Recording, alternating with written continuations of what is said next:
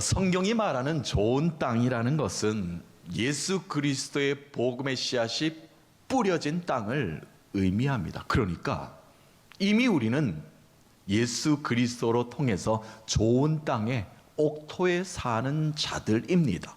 왜냐하면 예수님께서 우리를 이미 구원해 주셨고 구원의 삶을 살게끔 이 땅을 우리에게 공개해 주셨기 때문에 우리가 복을 누리면서 살지 못하는 것은 잘못되었다 여겨지지 않습니까? 그래서 우리는 말씀의 씨앗이 우리의 삶 가운데 뿌리 내려서 풍성히 열매 맺고 사는 삶을 살아야 된다는 것입니다. 그것이 바로 하나님이 원하시는 기쁨이요, 하나님이 원하시는 감사의 열매로 사는 삶 아니겠습니까? 그러므로 우리의 삶의 여정이 우리에게 주신 좋은 땅을 감사하며 잘 가꾸면서 살아야 됩니다. 여기서 좋은 땅은 비유로 전해지고 있죠. 삶의 터전, 우리의 가정, 우리의 후손들, 우리의 모든 상황까지라도 좋은 땅, 옥토가 되게 만들어주셨고 그 속에서 말씀의 깊이 뿌리 내려서 열매 맺는 삶을 살게끔 우리에게 제공해 주신 것에 감사할 수 있어야 된다는 것입니다. 예수님은 네 가지 땅의 비유의 말씀을 하시면서 또한 네 가지 씨의 비유에 관하여 말씀을 하시면서 씨 뿌리는 자가 기대감을 가지고 밖으로 나가서 씨를 뿌렸다. 그런데 그 씨가 어느 곳에서 열매를 맺는지 우리에게 귀한 말씀을 전해 주셨죠. 자, 첫 번째, 길가에 떨어진 씨가 있었다는 겁니다. 그런데 사람들의 발에 밟혀서 형체를 알아볼 수도 없고 땅에 뿌리를 내리지 못하니까 그냥 길가에 나뒹굴다가 어느새 새들이 와서 쪼아 먹어버렸다는 겁니다. 그것이 바로 길가에 떨어진 씨 이야기입니다. 두 번째는 바위와 돌밭에 떨어진 씨앗이 있었다. 그런데 조금 싹이 나는 듯 하였으나 이내 말라버렸다는 겁니다. 뿌리가 깊이 들어가지 못하니까 그렇죠. 세 번째로 가시떨기에 떨어진 씨앗이 있었는데 이는 가시와 함께 자라기 때문에 가시가 생명의 기운을 다 잡아먹어버렸다. 그래서 열매 맺지 못하고 죽어 메말라버렸다. 결국은 그렇게 되었다는 이야기입니다.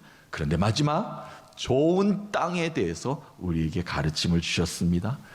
좋은 땅, 옥토가 이미 되어 있는 땅에 떨어진 씨는 뿌리가 잘 내렸고 잘 자라서 30배, 60배, 아니 100배의 결실이 그곳에 있었다는 겁니다. 예수님께서 비유로 이렇게 말씀하시면서 너희도 옥토가 되어야 할지니 좋은 땅이 되어야 할지니, 자, 이 말씀을 주시는 예수 그리스도가 선포하시는 것은 이미 예수 그리스도가 빛으로 이 땅에 오심으로 말미암아 이 땅을 옥토가 되게끔 좋은 땅이 되게끔 만들기 시작하셨다는 겁니다. 그러니까 얼마나 복이 되는 말씀입니까? 예수 그리스도께서 산상수훈에서 첫 번째 말씀하시는 것이 너희들이 복이 될지니 모든 복이 너희들에게 임하였으니 기뻐하고 기뻐하라 복 있는 자들이여 라고 이렇게 선포한 이유가 바로 여기에 있는 겁니다. 이미 하나님께서는 우리에게 좋은 땅을 주셨습니다. 그러나 그것을 개간하지 못하고 지켜내지 못하였기 때문에 비옥한 땅이 되었고 척박한 땅이 되었고 좀먹는 땅이 되고 말았습니다. 그런데 예수님이 이 땅에 오셔서 그 땅을 복된 땅으로 만들어 주셨다는 겁니다. 그래서 그 비유의 말씀을 통해서 이 땅 가운데 듣는 모든 자들이 듣고 깨달음을 얻게끔 말씀하신 것이죠. 씨앗은 똑같은 씨앗입니다. 공통으로 이 땅 곳곳에 흩뿌리게 되지요. 농부가 길가에 뿌리고 싶은 사람은 없을 것입니다. 누구나 좋은 땅 옥토를 찾아서, 왜냐하면 그곳에 뿌려야 열매가 맺으니까 말이죠. 그러나 하나님은 그렇지 않습니다. 하나님의 사랑은, 긍휼하심은 외롭고 척박하고 안타깝고 소외된 모든 자들에게 하나님의 사랑을 뿌리십니다. 자, 그렇다면 여기서 우리가 깨달음이 있죠. 중요한 것은 그 씨를 받아들이는 자의 마음밭이 어떻게 되어 있느냐에 따라서 결실의 열매가 맺힌다는 뜻이 되겠습니다. 예수님께서 이 비유의 말씀을 하시면 귀 있는 자들은 들을지어다, 열린 귀가 있는 자들은 무슨 뜻인지 알았지만 특별히 제자들에게 강력하게 강조하시면서 가르치는 대목이기도 합니다. 왜냐하면 예수님께서는 하늘 보좌 우편으로 가신 후에 제자들이 예수님이 하시는 일들을 다 해야 되지 않습니까? 그러므로 너희들의 마음밭이 이미 준비되어 있어야 될 것이다. 그러므로 마음밭이 준비되어 있지 못한 자는 제자의 역할을 감당하지 못하기 때문에 더 제자들에게 오늘 비유를 설명하시면서까지 제자들에게 이 뜻이 무엇인지를 가르쳐 주는 말씀을 오늘 우리가 읽었던 말씀이 되겠습니다. 자, 그러니까 우리 모두는 제자 아닙니까? 제자의 삶을 사는 우리는, 신앙을 가지고 사는 우리 모두는 어떠한 마음을 가지고 살아야 되는가? 어떻게 살아야 좋은 땅에서 산다고 말을 할 수 있는가? 어떻게 살아야 내 마음밭이 옥토가 되었다고 말을 하면서 살 수 있는가? 분명해지는 오늘 말씀 아니겠습니까? 이 비유의 말씀을 하시면서 제자들에게 너희의 마음밭이 중요하니 라는 가르침을 주셨는데, 4가지 유형의 마음밭을 구체적으로 설명해 주셔요. 첫 번째, 길가와 같은 마음을 가지고 사는 자가 있다는 겁니다. 하늘로부터 말씀은 제공을 받았으나 그 말씀이 마음밭에 깊이 뿌리를 내리지 못하고 어느새 마귀가 그 마음을 다 뺏어가 버리는 겁니다. 사탄의 유혹이 그 말씀을 다 뺏어가 버리는 겁니다. 그 말씀은 나의 말씀인데, 내가 복을 받아야 되는 말씀인데 사탄에게 다 빼앗겨서 이 땅 가운데 복받지 못하고 사는 자가 바로 길가에 뿌려진 씨와도 같은 그런 인생을 사는 자다라는 것입니다. 마음이 완고합니다. 완악합니다. 고집이 셉니다. 그래서 귀에 들리는 말씀을 머리에서부터 마음으로 받아들이지 않습니다. 귀에는 들리는 것 같은데 그냥 귓전에 지나가고 만다는 겁니다. 자신의 마음의 고집이 너무나 센 것이죠. 굴로 들어온 복을 차버리는 인생과도 같은 인생이다. 첫 번째 유형은 이런 유형이 있다라고 예수님이 제자들에게 가르치셨습니다. 두 번째 유형은 어떤 유형이 있는가? 마음을 가로막고 있는 큰 바위를 안고 사는 것처럼 사는 사람이 있다. 또한 바위는 아니어도 작은 자갈밭과 같은 마음이어서 씨앗이 그것에 뿌리를 내리지 못한다는 겁니다. 뿌리를 혹여 내렸다 할지라도 깊이 내리지 못하는 것을 비유로 말씀하셨죠. 깊이 뿌리를 내리지 못하니, 신앙에 깊이 은혜를 나누지 못하니 잠깐 믿다가 시련을 당하게 되면 신앙을 포기하는 자들과 같다는 이야기죠. 또한 자신의 견고한 바위에 잠깐 하나님의 자리를 내어놓긴 합니다. 하나님이시여, 나의 견고한 바위를 하나님의 것으로 내가 바칩니다 라고 내어드릴 수는 있습니다. 그러나 자신의 삶 가운데 환난과 시련과 어려움과 자신의 바위가 흔들리는 그런 삶을 경험하게 되면 아이고 큰일 났군요, 하나님이여 내 자리를 다시 지켜야 되겠나이다, 견고한 바위를 다시 마음밭에 그냥 놓고 사는 것과 마찬가지라는 겁니다. 그리고 하나님의 말씀에, 귀한 말씀의 씨앗을 토해내버리고 말지요. 자신의 마음밭에 말씀을 들어오기지도 못하게 자갈로서 굳건히 막고 사는 그런 신앙의 유형도 있다는 것을 또 가르침을 주셨습니다. 세 번째로 어떤 유형이 있는가? 가시떨기가 그 마음을 덮고 있는 자들이 있다는 것입니다. 말씀을 들을 귀는 열린 자들입니다. 이 말씀이 나에게 어떤 유용한 것도 아는 자들입니다. 말씀을 받아들이기도 합니다. 마음밭에 깊이 뿌리를 내려고 노력도 하는 자들이기도 합니다. 그런데 세상의 염려와 근심과 걱정, 향락과 함께 마음에 공존을 하는 겁니다. 그러니까 세상의 향락이 그 기운을 다 막아버리는 겁니다. 하나님의 복이 내게 임했음에도 불구하고 세상의 모든 것들이 더 크게 내 삶을 지배하는 순간 악한 기운에 가시덤불에 사로잡혀서 열매 맺지 못하는 삶을 사는 것과 마찬가지, 그런 자들도 있다라는 것입니다. 그래서 많은 잡초들이 내 마음속에 자라고 있기 때문에 늘 근심 속에 사는 자요, 악한 기운에 짓눌려서 진정한 자유를 누리지 못하는 삶, 그런 자들도 있다라는 겁니다. 자, 이제 네 번째 유형을 예수님께서 또 제자들에게 가르침을 주셔요.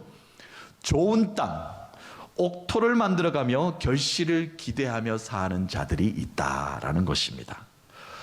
좋은 땅과 그곳에 좋은 씨앗이 만났다면 금상첨화 아닙니까? 열매 맺는 것은 뭐 그냥 시간만 지나면 열매가 잘 맺힐 것 아니겠습니까? 그러니까 씨앗은 좋은데 땅이 잘못되어 있으면 열매가 없지만, 좋은 땅, 옥토가 되어 있는 땅이라면 그것에 100배의 결실을 너희들은 그곳에서 경험하게 될 것이다 라는 말씀을 하셔요.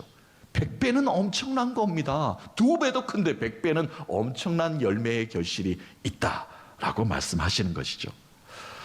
말씀이 마음밭에 뿌리를 내려 자라서 열매를 이루는 결실이 있는 자들, 그래서 좋은 땅에서 진정한 기쁨을 누리면서 사는 자들을 말합니다. 사랑하는 성도 여러분, 여러분들은 이 네 가지 중에 어떤 유형에 속하십니까? 저와 여러분들은 이미 예수 그리스도를 믿음으로 옥토가 된 사람들입니다. 좋은 땅에서 이미 살고 있는 자들입니다. 예전에는 우리가 옥토가 되도록, 좋은 땅이 되도록 우리가 그런 삶을 살게 해 주옵소서라고 간구하며 기도하고 말씀을 받았지만, 말씀을 깊이 묵상해 보면 예수님이 하시는 말씀은 이미 너희들은 좋은 땅이다, 이미 너희들은 옥토가 되었다, 왜 주저하느냐, 왜 두려워하느냐, 이 말씀을 우리에게 주고 계신 것입니다. 강력하게 제자들에게 말씀하셔요. 너희들은 이미 좋은 땅을 만들고 있지 않느냐, 왜 너희들이 능력을 선포하지 못하느냐 라고 꾸짖는 이유도 바로 거기에 있는 것입니다. 우리는 이미 예수를 믿는 믿음으로 구원받은 백성으로 길가와 같은 땅도 아니고요, 돌들로 가득한 땅도 아닙니다. 가시덤불을 걷어내고 옥토가 되어서 이미 좋은 땅 위에서 사는 자들입니다. 자, 그렇다면요, 이 좋은 땅에서 영원토록 결실을 맺으며 아름답고 풍성한 열매를 맺으며 살기 위해서는 어떠한 마음가짐을 살아야 되는가? 어떤 자들이 그렇게 사는 자들인가? 주님께서 오늘 우리에게 말씀해 주셨습니다. 오늘 저와 나누고 싶은 말씀의 핵심이 바로 거기에 있습니다. 옥토로 마음밭을 만들어 가기 위한 노력하면서 사는 자들임에도 불명합니다만, 이미 너희들은 옥토가 되었다, 너희들은 이미 좋은 땅에서 살고 있다. 어떻게 사는 것이 당연한가? 우리에게 말씀을 주시는 말씀, 이 말씀만 오늘 붙잡았으면 좋겠습니다. 15절 말씀이에요. 마지막 말씀 읽은 말씀입니다.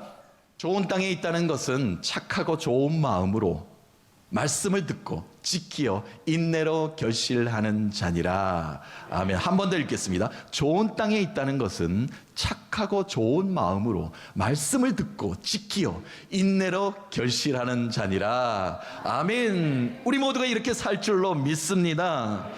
자, 착하고 좋은 마음을 가져야 된다는 말씀으로 시작이 되지요. 착하고 좋은 마음으로 산다는 것은 그 마음에 말씀으로 변화되는 삶, 다시 말해서 예수를 만남으로 새롭게 변화되는 삶으로 내가 살겠노라 사모하는 삶이 되어야 된다는 겁니다.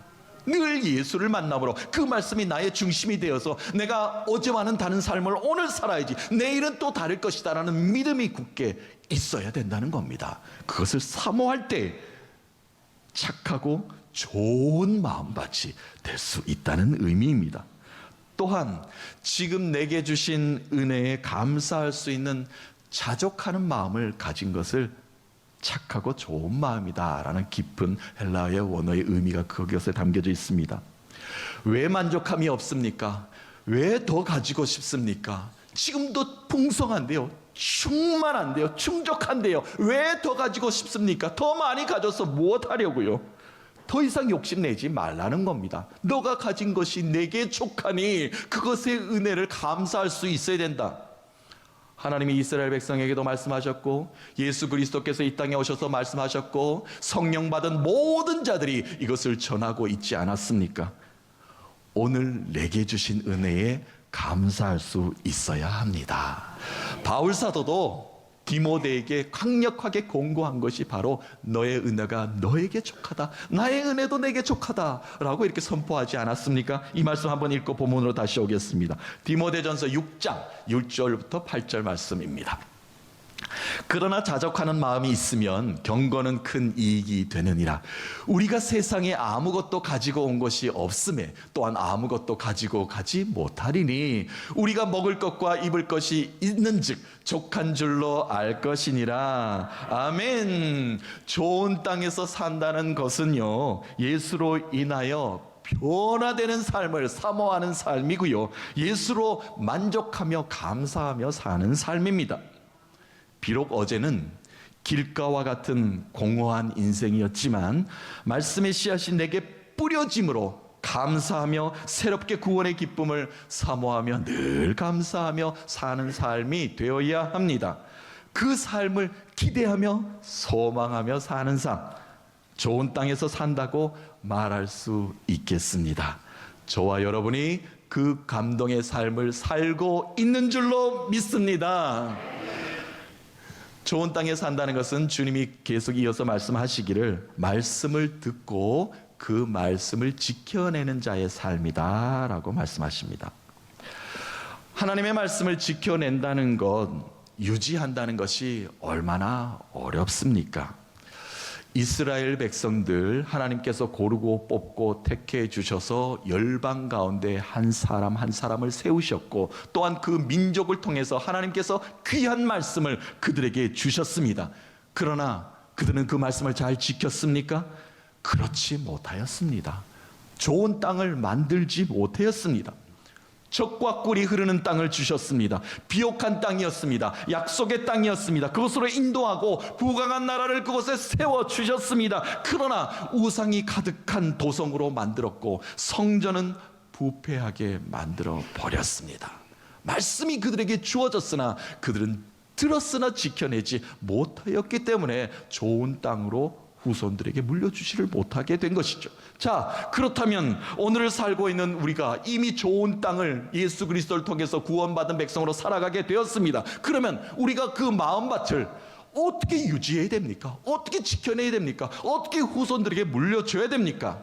오늘 주님께서 말씀하셨죠? 말씀을 듣는 마음이 있어야 된다. 말씀을 들어야 된다는 겁니다. 말씀을 듣기 위해서는 어떻게 됩니까? 내 마음속에 있는 돌들을 걷어내야 되죠. 믿음의 뿌리를 깊이 내리지 못하고 방해하는 돌들이 얼마나 많습니까? 각자 다양한 방해의 돌들을 가지고 살아갈 것입니다. 그것을 다 드러내야 됩니다. 그래야만 말씀이 왜곡되게 들리지 않습니다. 또한 말씀이 내 삶 가운데 마음밭에 깊이 자리를 잡을 수 있도록 방해하는 일이 없다는 겁니다. 얼마나 평안의 말씀이 나에게 복으로 다가오겠습니까? 솔로몬도요, 여호와 하나님께 이렇게 기도하였죠. 세상의 부와 명예가 내게 주어졌습니다. 그러나 그거 다 필요 없습니다.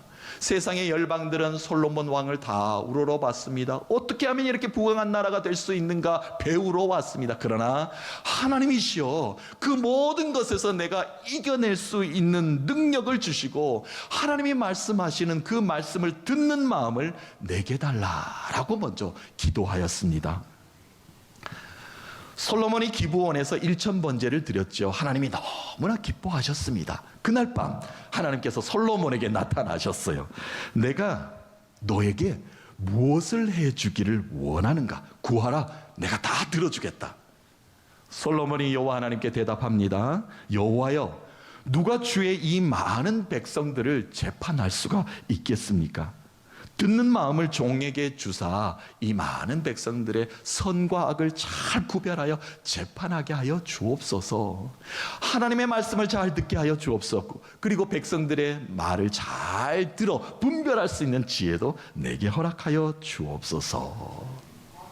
듣는 마음의 지혜를 달라는 이 간구하는 기도를 여호와 하나님께서는 들으셨고 그 옆에 바로 연결되는 말씀이 이겁니다.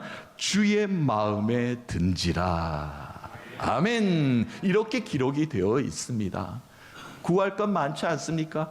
부강한 나라 주시옵소서. 전투에 능통한 병사들 많이 주시옵소서. 지혜로운 고관들 나에게 주시옵소서. 세상의 열방 가운데 우리나라가 뛰어나게 하여 주옵소서. 이거 먼저 하나님께 구해도 되는 것 아닙니까? 그런데 듣는 마음을 주시옵소서. 그 지혜를 주시옵소서. 그것밖에 없나이다. 하나님은 감동하셨다는 겁니다. 어느 날 밤에 여호와 하나님께서 사무엘을 부르셨죠. 사무엘아, 사무엘아. 여호와 하나님의 음성을 들어본 적이 없는 사무엘은 이것이 여호와 하나님의 음성인지 몰랐습니다. 선지자를 통해서 알게 되었죠. 자, 그리고 나서 사무엘이 사무엘아 부르니까 이렇게 가서 이야기합니다. 말씀하옵소서, 주의 종이 듣겠나이다. 사무엘아, 사무엘아, 말씀하옵소서, 주의 종이 듣겠나이다. 저와 여러분이 여호와 하나님의 음성에 귀 기울인 믿음 가지게 될 줄로 믿습니다. 내 마음을 덮고 있는 냉랭한 돌들을 걷어내야 됩니다. 그래야만 그 노력이 내 인생 가운데 가득할 때 말씀이 드디어 온전하게 들리기 시작을 합니다. 그리고 그 말씀은 내 마음밭에 깊이 뿌리를 내리는 좋은 땅이 될 수가 있습니다. 그리고 그 말씀이 들리면 어떻게 된다고요? 그 말씀을 굳건하게 지켜내야 됩니다. 흔들려서 뿌리가 뽑힐 정도로 흔들리면 안 된다는 이야기예요. 잘 지켜내야 됩니다. 지켜내기 위해서는 세상의 것들로 가득 차 있는 가시덤불을 걷어내는 작업이 필요합니다. 세상의 향락, 세상의 자랑, 세상의 명예가 나를 덮고 있으면 좋은 땅이라고 말을 할 수가 없습니다. 자신의 땅에 보화를 많이 쌓아두었다고 해서 그것을 좋은 땅이다, 옥토다라고 자랑할 수는 없습니다. 내 것이 아닌 세상의 창고에 많은 재물을 쌓아둔들 그것을 안고 어디를 가겠습니까? 그것에 시간 낭비하지 말아야 합니다. 예수님께서 가르침을 주셨습니다. 오직 보물은 하늘에 쌓아두기 위해서 노력해야 된다라고 말씀하셨습니다. 왜냐하면 너의 보물이 있는 곳에, 보화가 있는 곳에 너의 마음도 있기 때문이다.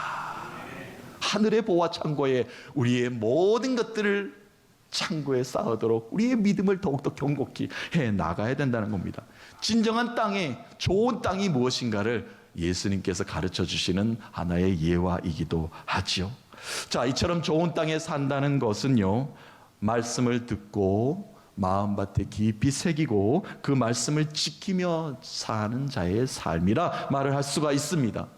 말씀이 들리도록 냉랭한 돌을 걷어내고요, 마음밭에 함께 자라는 잡초와 가시덤불을 걷어낸 믿음을 지켜낼 때 들려주신 말씀이 마음밭에 지켜내는 모든 자에게 좋은 땅이다, 옥토가 되었다, 칭찬받을 수 있을 것입니다. 그런 저와 여러분 되시기를 주님의 이름으로 축복합니다. 마지막으로 좋은 땅에 산다는 것은 주님이 마지막 이런 말씀으로 마무리하셔요. 인내로 결실하는 자다라는 겁니다. 농부의 마음도 마찬가지입니다. 씨를 뿌리고는 인내하는 마음으로, 기대하는 마음으로 소망을 가지고 열매를 기대합니다. 그것과 마찬가지로 땅도 기대하고 열매를 맺을 것을 기대하고 소망하는 마음으로 인내하여야 된다는 겁니다. 잠시 잠깐 흔들리면 귀한 열매 맺지 못합니다. 자, 야고보 사도의 가르침으로 마지막 말씀을 좀 정리해 보겠습니다. 야고보서 5장 7절에서 8절 말씀입니다. 그러므로 형제들아, 주께서 강림하시기까지 길이 참으라. 보라, 농부가 땅에서 나는 귀한 열매를 바라고 길이 참아 이른 비와 늦은 비를 기다리나니 너희도 길이 참고 마음을 굳건하게 하라. 주의 강림이 가까우니라. 아멘. 농부이신 주님께서 우리의 삶에, 옥토가 된 삶에 씨를 뿌려놓고 참고 인내하고 아직도 기다리고 계시지 않습니까? 그 기다림이 얼마나 감사합니까? 우리도 인내하며 참으며 주님 오시는 그날까지 믿음 지켜내야 합니다. 어떤 시련과 환난과 어려움과 핍박과 흔들림이 온다 할지라도 이미 주님은 내 삶을 옥토로 만드셨기에, 좋은 땅으로 만드셨기에 풍성한 열매 맺는 것이 당연합니다. 그 기쁨으로, 그 감사로, 그 능력으로 우리가 살아야 될 줄로 믿습니다. 사랑하는 성도 여러분, 좋은 땅, 옥토에서 살게 하심에 감사하십시다. 착하고 좋은 마음으로 들리는 말씀을 잘 지켜내어서 인내의 아름다운 결실을 맺으시는 모두가 되셔서 한 주간 살아갈 때 승리를 선포하시며 노래하시는 여러분 되시길 주님의 이름으로 소망하며 축복합니다.